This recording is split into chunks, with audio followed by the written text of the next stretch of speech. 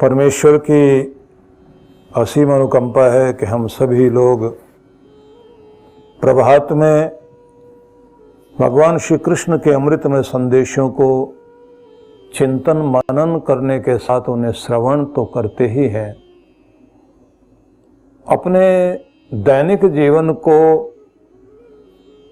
उस संदेश के साथ उन क्रियाओं को भी अपनाते हैं जो भगवान श्री कृष्ण ने हमारे जीवन के लिए महान संदेश दिए हैं। पहले जो हम लोगों ने छठे अध्याय का 26वां श्लोक सुना था, जिसमें भगवान श्री कृष्ण ने ये कहा कि जहाँ जहाँ भी तुम्हारा चंचल मन जाता है, उस मन को वहाँ से वापस लाकर स्थिर करने का प्रयास करें। जो अपने आंतरिक स्थिति में अपने मन को स्थिर कर लेता है, उसे शांति की प्राप्ति तो होती ही है, लेकिन उसके जीवन में सुख आना शुरू हो जाता है। इस पर हम सबने विचार किया था और आज जो 27वां श्लोक है उस पर हम लोग आज चिंतन कर रहे हैं। प्रशांत मनसम हीनम योगिनम सुखमुत्तमम उपैति शांत रजसम ब्रह्मभूतम कल्मष। जिस योगी का मन प्रशांत है उसको परम सुख की प्राप्ति होती है। परम सुख से मतलब परमानंद। जिसका रजोगुण शांत हो गया और जिसने पापों से मुक्त होकर ब्रह्म ऐक्य स्थापित कर लिया, निश्चित रूप से वह परमानंद का अधिकारी बनता है।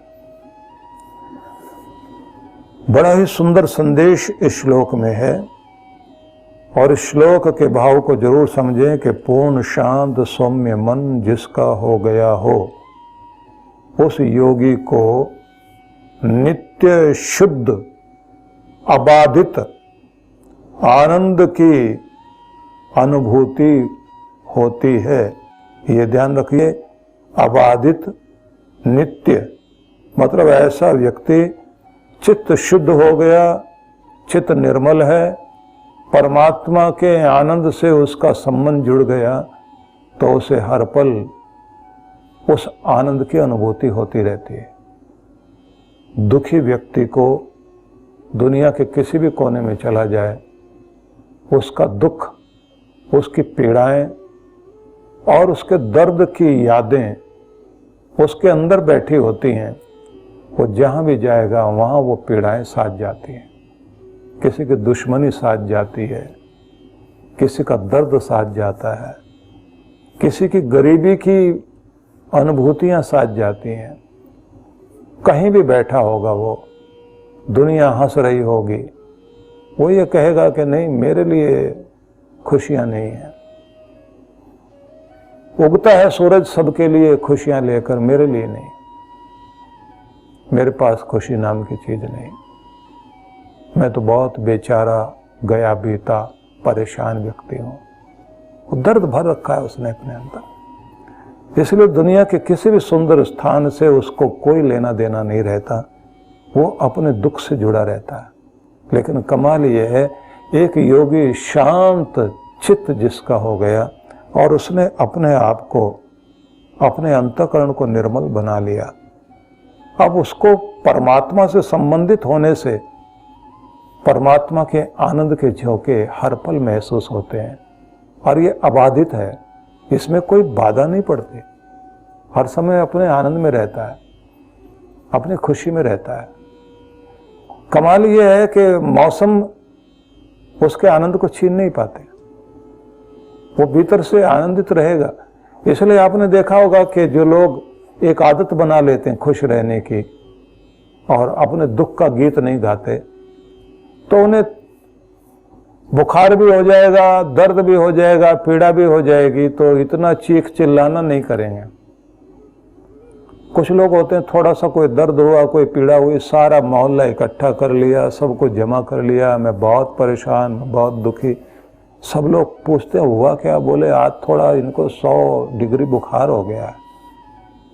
अच्छा वो तो बहुत होता है। बोले साहब इनको तो बहुत ही हो गया। दूसरे को 103 भी है और वो लोग पूछते हैं क्या हुआ, और कोई बात नहीं है, शरीर का रोग निकल रहा है, पसीना आएगा, दवाई लेंगे, ठीक हो जाएगा। चलता रहता है। शरीर के साथ तो जैसे मौसम बदलते रहते हैं, मौसम के साथ जीना होता है, ये भी उतार चढ़ाव है, चलते हैं। तो सोचने का ढंग बदला हुआ होता है व्यक्ति का। कुछ लोगों को शुरुआत से ही उनके पालन पोषण में ये कमी रह जाती है। कुछ लोग अपने संस्कार पिछले जन्म के ऐसे लेकर आते हैं, शुरू से बहुत गुस्सेबाज होंगे, चीखने चिल्लाने वाले होंगे। कुछ उनका पोषण, पालन पोषण, उनको रख रखाव ऐसा किया गया, जिद्दी बना दिया जाता है। माँ बाप उनके रोने धोने से उनकी जिद पूरी करते हैं। जिनकी जिद पूरी की जाती है तो ऐसे जिद्दी बन जाते हैं। और ऐसे लोगों को हम लोग देखते हैं। एक हमारे पास वृद्धाश्रम में एक व्यक्ति थे, वो सबके साथ खूब झगड़ा करते थे। कुछ साल पहले उनकी डेथ हुई, लगभग 10 साल पहले वो नहीं रहे। तो जब यहाँ थे तो उनसे लोग बहुत परेशान होते थे। सभी लोग आकर के मेरे पास शिकायत करते थे, उनसे हम बहुत परेशान हैं, उनको या तो निकाल दीजिए यहाँ से। मैंने उनको बुलाया, बुलाकर पूछा, मैंने कहा आप ऐसे क्यों हैं? बोले आप बताइए मैं ऐसा क्यों हूं। क्योंकि उल्टा ही सवाल करते थे वो। मैंने कहा आप सबसे झगड़ा क्यों करते हैं? बोले यही तो कराते हैं सब लोग। अगर ये मुझे जो है उत्तेजित न करें, ये इरिटेट करने वाले लोग आपने पाल रखे हैं, बहुत गलत लोग हैं यहाँ। मैंने कहा खाली करवाओ। बोले तुरंत करा देना चाहिए, अच्छे लोग रहे वही ठीक है। मैंने कहा अच्छे मतलब आप जैसे? हाँ देखो जी, मैं एक बात बता दूं आपको, मैं सही बात को पसंद करता हूँ, गलत चीज मुझे बर्दाश्त नहीं है। मैंने कहा वो सही कौन सी होती है? जो आप मानते हैं वही सही। महाभारत में एक शब्द है ना, मम सत्यम, मेरा सच, और तुम्हारा सच जो होगा होगा, जो मैं कहता हूं वो है सत्य। तो मैंने उनसे कहा कि ये सब लोगों ने फैसला कर लिया है कि आपको यहां से बाहर कर देना चाहिए, क्योंकि सब बहुत दुखी हैं आपसे। तो वो बड़े गुस्से में आए, गुस्से में आके बोले पता नहीं मेरे साथ ही दुश्मनी सबको है। पहले माँ बाप ने ऐसे किया, उसके बाद जो है मेरे भाई भाई सब ने ऐसे किया। मैंने कहा वो भी खराब रहे होंगे, हम खरे आदमी है ना जी। पत्नी के साथ नहीं मेरी बनी। और मैंने उनको बहुत प्यार से बैठाया, बैठा के पानी वानी पिलाया। फिर मैंने इससे कहा, मैंने कहा आप अपने जीवन का थोड़ा वो तो बताओ कि आप ऐसे कैसे हो गए? बोले 6 बहनों का मैं 7वां भाई था, 6 बहनें थी बड़ी। तो मुझे जो पाला गया, मैं जो भी कुछ करता था तो माँ एकदम चिल्लाती थी, पिता चिल्लाते थे, बेटे को कुछ नहीं कहना। 6 बहनें हो तुम लोग, एक भाई को नहीं संभाल सकते? कि मेरी सारी ज्यादतियां, मेरा गुस्सा, मेरी जिद को सबने सहा, लेकिन बड़े होते होते पता नहीं क्या हो गया, सबको बुरा लगने लग गया। उनकी बातों से यह पता लगा कि बचपन से जिद उनकी पाली गई, उनके गुस्से का पोषण किया गया, उनके गलत व्यवहार को किसी ने टोका नहीं। माँ बाप प्यार करें, लेकिन कहीं अगर थप्पड़ लगाने की जरूरत है लगाएं भी तो सही। और अगर नहीं रोकेंगे तो व्यक्ति जो है वो तो, बच्चे को तो बच्चा इसलिए कहा जाता है तो उसे बचाना पड़ता है। और जरा सोच कर देखिए, वो व्यक्ति कहता है कि उसके बाद भाइयों से नहीं बनी, उसके बाद वो समय आ गया तो पत्नी के साथ नहीं बनी, फिर बच्चों के साथ नहीं बनी, और यहाँ आ गया मैं, अब यहाँ इनके साथ नहीं बन रही है। मैंने कहा गड़बड़ कहाँ है? बोले माँ बाप तो है नहीं, उनको कहाँ पकड़ूं जाकर, उन्होंने मुझे ऐसा क्यों बना दिया। तो मैंने कहा आगे क्या सोचा? बोले ठीक तो होंगे कब्र में जाके, मतलब चिता में जाके ही होंगे ठीक, तो अब तो जैसे आप निभा लीजिए। मैंने कहा तो फिर लोगों के साथ डिस्टेंस रखा करो आप। और बड़ा मुश्किल हो गया था उनको रखना। और वो ये कहते थे अब आप भी दूर कर दोगे तो फिर मैं कहाँ जाऊँगा, दूसरी जगह भी ऐसे ही मिल जाएंगे मुझे तो। मैंने कहा सब जगह आपको ऐसे ही मिलने वाले हैं, क्योंकि आप सारी दुनिया को सुधारने की कोशिश कर रहे हैं, बस अपने आप को ठीक नहीं कर रहे हैं। बोले भगवान ने पता नहीं ये दुनिया ऐसी बनाई क्यों है। मैंने कहा महान पुरुष आप कैसे बनाए हैं, बात ये है आप ठीक हो जाओ ना। आप अपने को नहीं ठीक कर सकते, सबसे आपका झगड़ा होता है। ऐसा ही एक हमारे जो गायक लोग थे उनके साथ एक तबले वाला एक आदमी ऐसा ही था। उसका भी जो है यही मुश्किल होती थी, एक आदमी की ड्यूटी लगा के रखते थे कि इसका ध्यान रखना, पता नहीं किसका गला पकड़ ले, किसके साथ भिड़ जाए। और कहीं ना कहीं देखने में आता था वो किसी न किसी का गला पकड़ा खड़ा होता था, भिड़ जाता था। वो चौहान नाम था उसका, बेचारे का नाम के आगे नाम नहीं बता रहा, बस यही होता था मत चूको चौहान। झगड़े का मौका मिला तो चूक क्यों गए हो। मैं ये निवेदन करना चाहता हूं कि अगर आपके अंतःकरण में कुछ गलत चीजें बस गई हैं, ये दुनिया आपको गलत ही नजर आएगी। जब आपका अंतःकरण शुद्ध होता है, जैसे एक योगी का अंतःकरण शुद्ध हो गया है, निर्मल हो गया है और उसने परमात्मा का रस चख लिया है, अब जहां भी बैठेगा हर पल उसे वो अनुभूतियां होती रहेंगी। उसे लगेगा हर जगह से, हर वस्तु से मुझे आनंद मेरी तरफ आ रहा है, हर वस्तु से मुझे आनंद मिल रहा है। इसलिए कहते हैं उसके आनंद में कहीं बाधा नहीं है। जैसे लड़ने वाले का बताया ना मैंने, वो लड़ाई खोज रहा है, बल्कि लड़ाई उसको ढूंढ रही है। वो कहीं भी चला जाए उसको लड़ाई खोज लेगी। और पागल आदमी, पागल व्यवहार, वो जहां जाए वहां उसको पागलपन का व्यवहार मिल जाएगा। कुछ लोग वे भी हैं जो जिस चीज से बचने के लिए चलते हैं सारा दिन उसको याद करते रहेंगे, वो चीज सामने आ जाएगी। आप देखते हैं ना कि गांव में सर्दियों का मौसम आता है तो गांव में ज्यादातर मक्का की रोटी और सरसों का साग ये सब चलता है। एक व्यक्ति बेचारा बड़ा दुखी था इस बात से कि जब देखो तब सरसों का साग, मक्का की रोटी। उसने अपना स्वाद चेंज करने के लिए शहर में आ गया। अब शहर में आया तो उसको लगा कि शहर में तो कम से कम मित्र के पास जाऊंगा तो यहाँ तो कुछ चेंज मिलेगा। अब शहर वाले लोगों के लिए सबसे बड़ी बात होती है कि कभी कोई मौका आए, मक्का की रोटी बने और मक्खन साथ में रखा जाए, सरसों का साग हो। अब जैसे इस बेचारे को जो है अपने मित्र के यहाँ गए, मित्र बहुत खुश हुआ देखकर, और इतना खुश हुआ उसने अपनी पत्नी के कान में कह दिया अच्छे से स्वागत करो इनका। तो जैसे ही इसने जो है भोजन के लिए बैठा तो थाली की तरफ देखा मक्का की रोटी रखी हुई, चने का साग रखा हुआ। इतने जोर से हाथ जोड़े इसने उसको देख के। और सबने कहा महाराज हाथ ही जोड़े रखोगे? हाथ जोड़े जोड़े कहे मुझसे भी पहले यहाँ पहुंच गई। वो सब पूछे हुआ क्या? बोले किस्मत, वहां छोड़ के आया तो यहां भी आ गए, जाएगी नहीं कहीं भी। आपने जो बसा रखा अपने अंदर, ये ना मिल जाए, ये ना हो जाए, वो मिलेगा आपको। योगी ने अपनी जिंदगी में आनंद को बसाया है, शांति को बसाया, इसलिए चारों तरफ से उसको आनंद मिल रहा है, वो अपने आनंद में जी रहा है। और जो उन चीजों से भाग रहे हैं, उन लोगों के सामने वो चीजें जिनसे वो भाग रहा है, वो चीजें उससे पहले वहां पहुंच जाती हैं। इसलिए बड़ी सुंदर बात, महान संदेश, प्रशांत मन समहेनम योगिनम सुखम उत्तमम।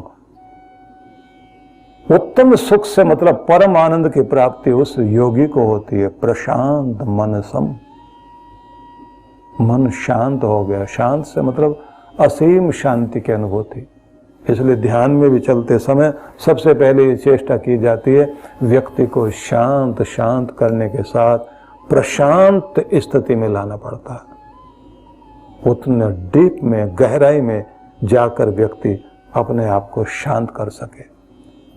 और ये शांति, ये इनर पीस, ये आंतरिक शांति इतनी गहरी हो जाए कि बाहर का वातावरण, बाहर का व्यवहार, बाहर की वस्तुएं बाहर रह जाएं, आपके चित्त को डावाडोल न कर पाए। उपैति शांत रजसम ब्रह्मभूतम अकल्मषम। ब्रह्मभूतम अकल्मषम, इस शब्द पर भी थोड़ा ध्यान देंगे हम। उससे पहले समझिए उपैति शांत रजसम। अब ये जो है रजोगुण भी जिसका शांत हो गया है, ये समझने वाली बात है। हमारे अंदर सात्विक गुण हो तो अधिक शांति की बात आएगी। सुबह सुबह जो व्यक्ति का जो है वो शांत भाव मन में रहता है, रजोगुण नहीं होता उस समय, तमोगुण भी नहीं होता, सतोगुण का प्रभाव ज्यादा रहता है, इसलिए व्यक्ति उस समय ज्यादा शांति की बात करता है। दोपहर में चलते चलते व्यक्ति का राजसिक गुण ज्यादा बढ़ जाता है और रात्रि के अंदर जो है तामसिक गुण का प्रभाव ज्यादा होता है। कुछ लोग होते ही ऐसे सुबह से राजसिक तमोगुणी होंगे, वो आपस में एक दूसरे को जगाते भी हैं तो गाली दे के जगाते हैं। अजीब तरह के लोग देखे हैं। एक वर्ष मैंने भारत भ्रमण किया, अलग अलग संस्कृतियां देखी, अलग तरह के लोग देखे। तो कुछ जगह तो यही देखा, सुबह वो अपने बच्चों को जगा रहे हैं तो पहले तो उठ उठ,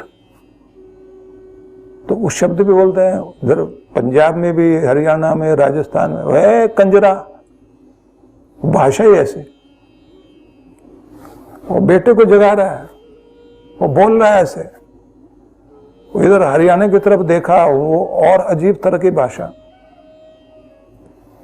बहुत प्यारे लोग हरियाणा में भी हैं, पंजाब में भी बहुत प्यारे लोग हैं, लेकिन वो लोग भी देखे, कैटेगरी तो अलग अलग है ना दुनिया में। वो सुबह सुबह बच्चे को जगा रहे हैं तो बोल कैसे रहे हैं? उनका सतोगुण कहाँ गया? वो कहते हैं अभी तुम शांति में बोल रहे। मैंने कहा जब आप असली रूप में आएंगे, बोले वो तो आप सुन भी नहीं सकते। सात्विक गुण जब व्यक्ति के अंदर होता है तो उस समय शांति की बातें ज्यादा करता है, लेकिन जिसके अंदर राजसिक गुण है, हर एक के अंदर थोड़ा थोड़ा होता है। कहते हैं राजसिक गुण को भी जिसने शांत कर लिया हो और अपने चित्त को कलमश से रहित कर लिया, ये शब्द ध्यान देने योग्य है। पाप वासनाएं बीज की तरह से चित्त में पड़ी हुई हैं और वो उगती हैं और व्यक्ति को गलत तरफ खींच कर ले जाती हैं। तप से, साधना से व्यक्ति ने अपने चित्त को भी पाप मुक्त कर लिया है, अंदर से शांत। रजोगुण भी जिसका शांत रहता है, मतलब संतुलन में है। कहते हैं ऐसी स्थिति जब किसी योगी की आती है तो वो सुख को, उत्तम सुख को प्राप्त करता है, मतलब परमानंद को प्राप्त करता है। तो इसमें जो बड़ी बात है, ये शांत करना, इसका मतलब होता है शुद्ध करना, अंतःकरण की शुद्धि पर ध्यान देना। अंतःकरण की शुद्धि पर ध्यान देने में दो तीन चीजें बड़ी ध्यान रखने की है। एक तो आत्मज्ञान न हो व्यक्ति को तो भ्रम का होना उसको भी आवरण माना जाता है। मिथ्या ज्ञान जो है चित्त का आवरण माना जाता है। तमोगुण प्रधान हो व्यक्ति, ऐसे ही लोगों में बैठे, वैसे ही भोजन करे, तो उसका भी प्रभाव जो है आवरण के रूप में, जिसको मल विक्षेप कहते हैं योग की भाषा में, व्यक्ति के अंदर ऐसे दोष आने लग जाते हैं। जैसे दरवाजा बंद भी है, खिड़कियां भी बंद हैं और 15 दिन के लिए आपका घर बंद है, तो न जाने कहां कहां से धूल मिट्टी आ जाती है, जाले लगे हुए दिखाई देने लग जाते हैं। तो ऐसे ही आपके चित्त पर भी बहुत तरह तरह की चीजें जमा हो जाती है। आपको लग रहा होता है हम तो बिल्कुल ठीक है, लेकिन प्रभाव तो आ गया ना दूसरों का। उस सब को भी साफ करना आवश्यक है।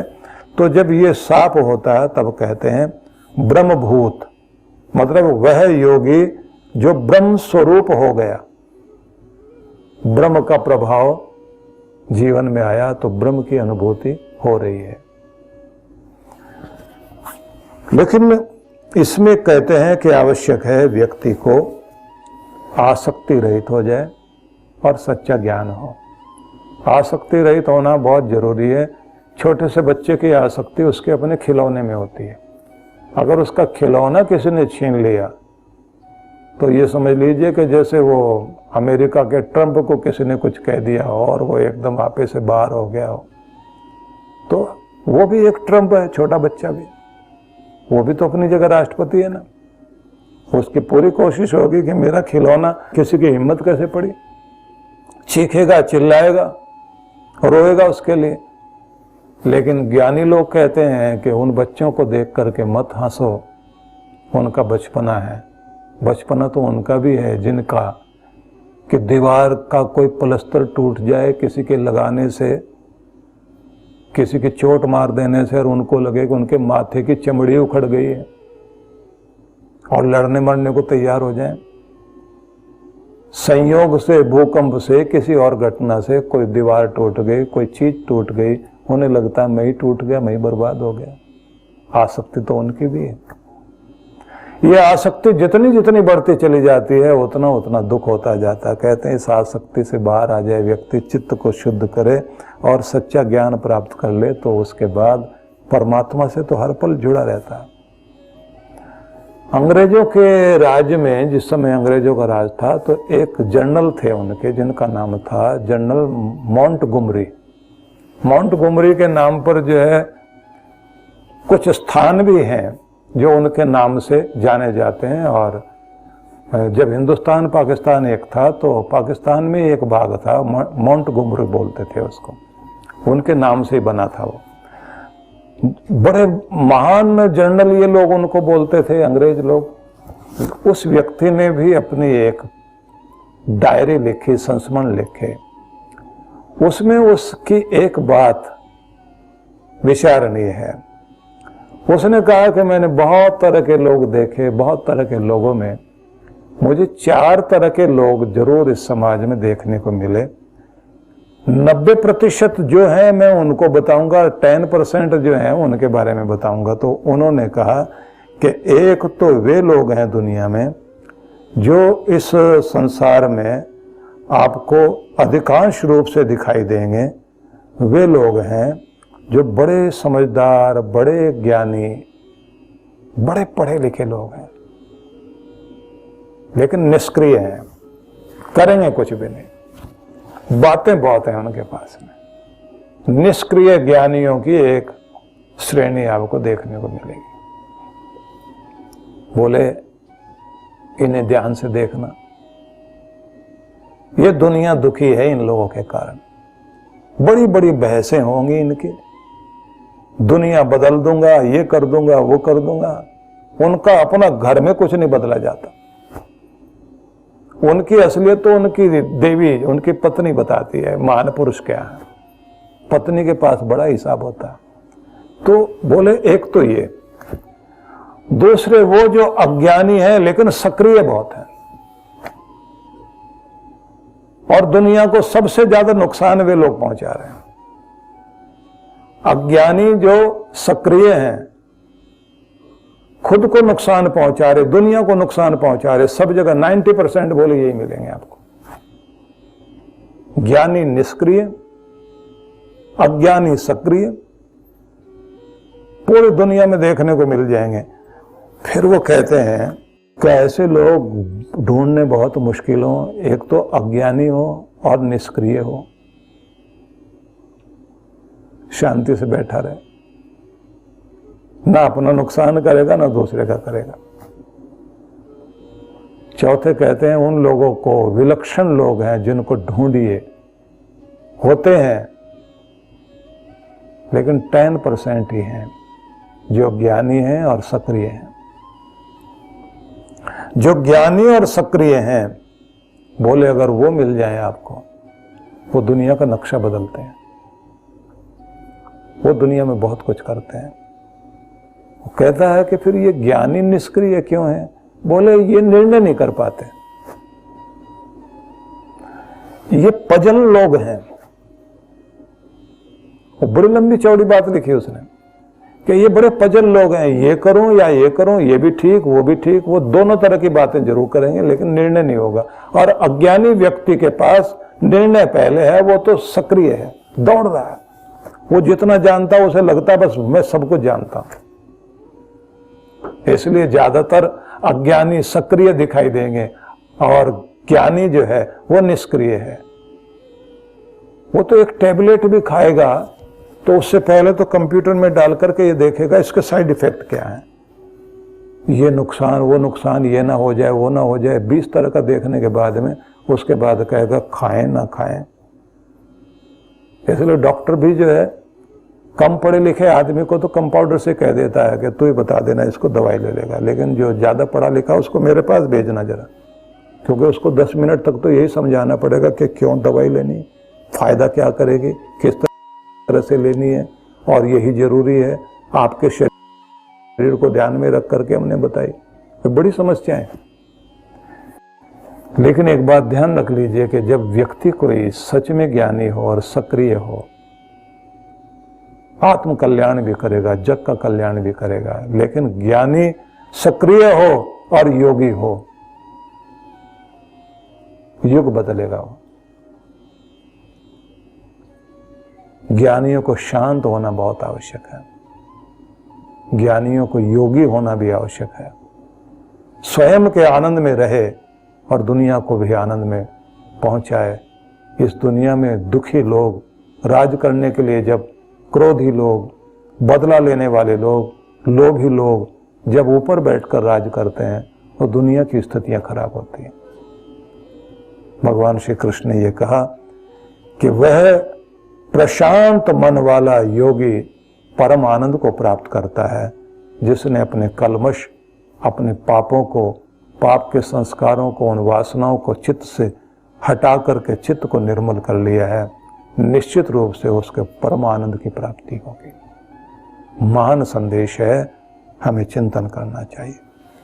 ओम शांति शांति शांति ही। ओम।